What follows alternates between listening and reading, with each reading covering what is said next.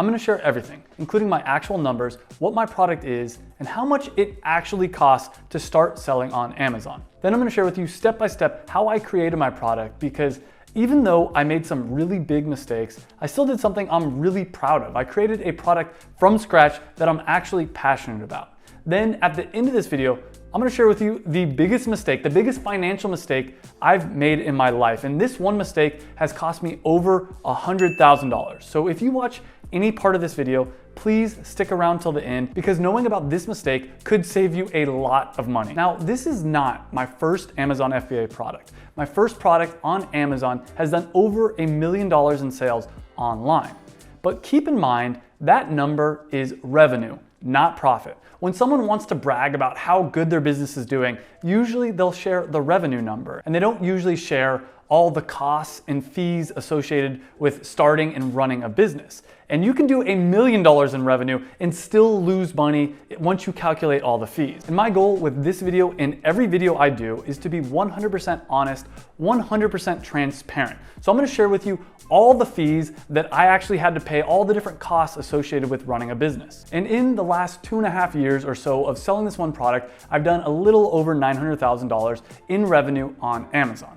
But the first cost is the cost of the actual product, the cost to actually manufacture the product, which was over $200,000. I spent over $200,000 on the actual physical product itself, all the ingredients that go into my product, paying the different manufacturing fees, all that was about a little over $200,000. There's also another 15% flat fee to sell on the Amazon platform. In the last 2.5 years or so, I've spent about $130,000, upwards of $130,000 on that 15% fee, which means out of every transaction, Amazon takes 15% of the commission. There's also the Amazon FBA pick and pack fee. Now, this is the fee for Amazon to find your product in their warehouse and to actually ship it out to the customer.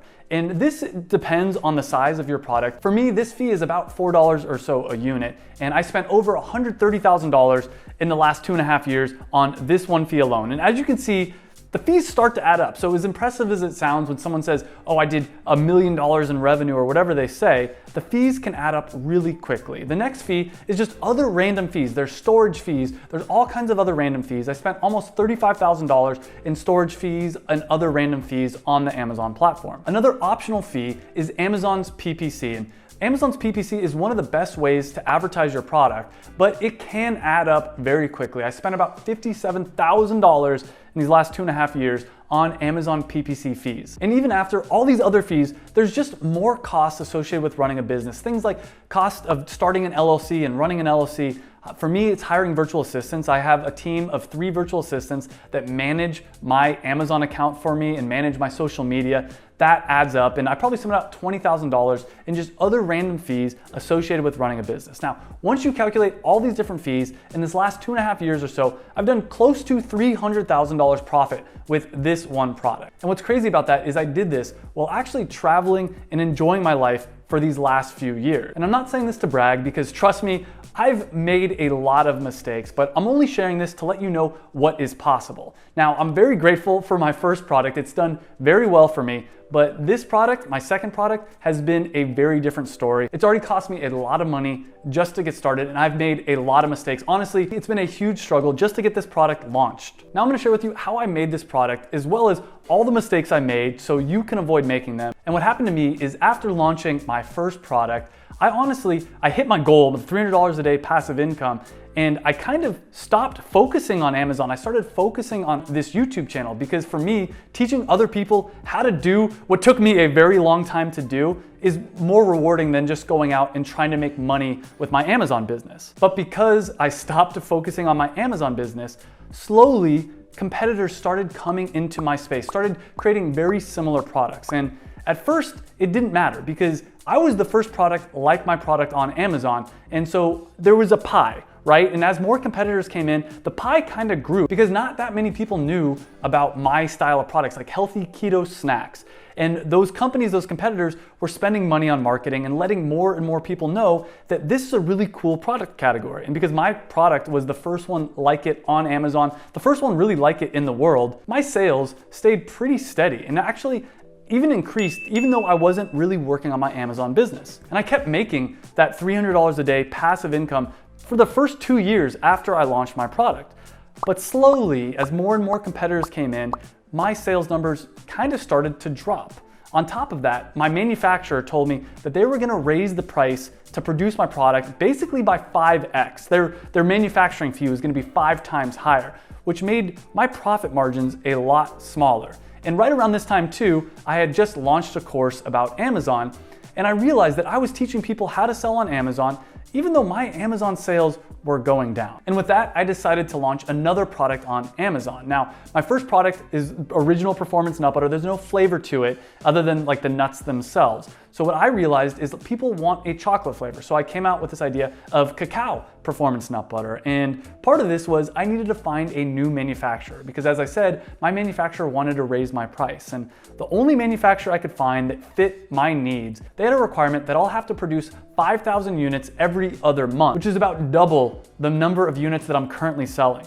So for me to go work with them, to agree to work with them, was really scary because I was taking a huge leap of faith because at this point, I was only selling about 35 units a day, and they're saying, hey, you gotta start selling 70 units a day if you wanna work with us.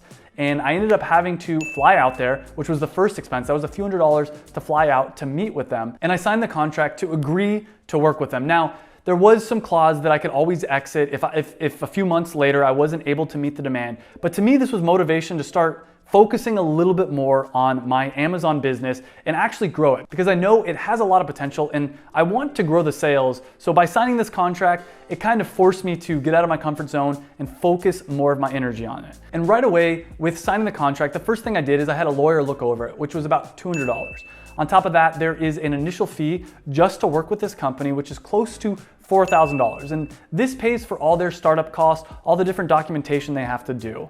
And their machine that they used was a little bit different than the dimensions that I wanted for my packaging. So I had to pay for a special plate to go, like a special die cut to go into their machine. And that cost another $1,600. So right off the bat, it cost me $5,000 just to get my product started and to start working with this manufacturer. From there, I made the recipe, like the initial test recipe, just in my house in a blender. And I sent it to them. I said, here's more or less the recipe I want. I flew back out there, we did a trial run, and that cost me about $700 to do the trial run, plus I had to pay for all the ingredients for the small batch, the small trial run, which was another $600 or so. And the first batch, I gave it out to people, and the feedback was it did not taste very good. It was pretty bland. So I had to do it again. I did another test run and tried out some different flavoring. I sent it out to my Facebook group. So I have a group on Facebook that I give out free samples of my product to in exchange for feedback. And from there, they gave me some really good advice, and I realized, you know what, I have to do another sample test round. So I did another sample test round, which was another $1,300 or so. And at this point, I pretty much had it nailed down. There was another $200 fee once I figured out what the final formula was, so they could run it and test the viscosity of it, to test the nutrition facts, all that different stuff. And the worst part about this, after I already spent a few $1,000 testing my product, testing the flavor, they told me the cacao I was using, I couldn't use anymore, which completely threw me for a loop. I had to go find a completely different style of cacao that tasted completely different and more or less start from scratch. Now, because I had done so much work, I had a good idea of what percentages it was gonna be, but this really upset me because I spent thousands of dollars testing with them, having them do R&D, coming up with a formula, and they basically said, oh, you know that $1,000, the few $1,000s you spent making this recipe, making this formula?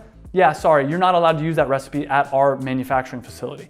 And this really angered me because I felt like I had just wasted a bunch of money. And to be completely honest, I had a lot of sleepless nights in this last year and a half in doing the R&D and getting this product ready to hit the market. And a lot of it for me was I honestly wasn't sure if I could trust my manufacturer because there kept being issues. Another issue that happened is they started charging me storage and maintenance fees, which really bothered me because I would send them an email and it would be 5, 6, 7 days before they would respond to me at times, which made the process take longer, which made it so I'd have to pay more and more fees. At the same time too, my designer who was designing the label for my product originally said it would only be $100 to do the pouch design and the box design because he had done my previous design. And so he's like, yeah, it's not that much of a difference, like changing the colors, it was just some quick things. Said it'd be $100. But then he watched one of my YouTube videos where I talked about how much profit I made off my first product. And he said, you know what? Actually, I'm gonna charge you $200, which also really bothered me. And so what I ended up doing is I ended up finding another designer who was able to only do it for $70. And that's another fee when you're starting to sell on Amazon you're gonna have to think about is the cost of designing your box and the cost of designing your product in general. At this point though, in having a little bit of a conversation with my manufacturer, I basically said, you know what, let's use the recipe that you did, even though we're using a different cacao that's gonna taste a little bit different. The new cacao actually tasted a lot better. So that's one thing I will point out is, even though I was really upset that I wasted all this money on doing the research for the original recipe, the new cacao that I was forced to use ended up making the product taste better.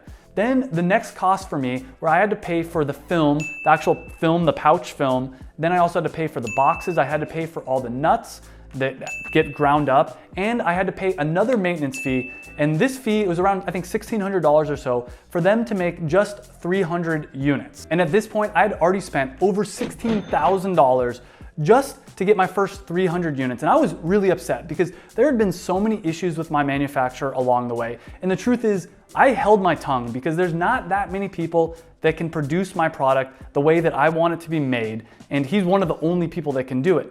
But after all the different issues that had happened, I finally had enough and I ended up calling him and saying, basically, I'm upset about this. And by speaking up and actually having a real conversation with him, he actually gave me $1,000 credit, which to me is really important. And that's one of my first big lessons is you wanna be able to trust your manufacturer. You wanna develop a good relationship with them because if it's lopsided, if your manufacturer can take advantage of you, it's not gonna feel good.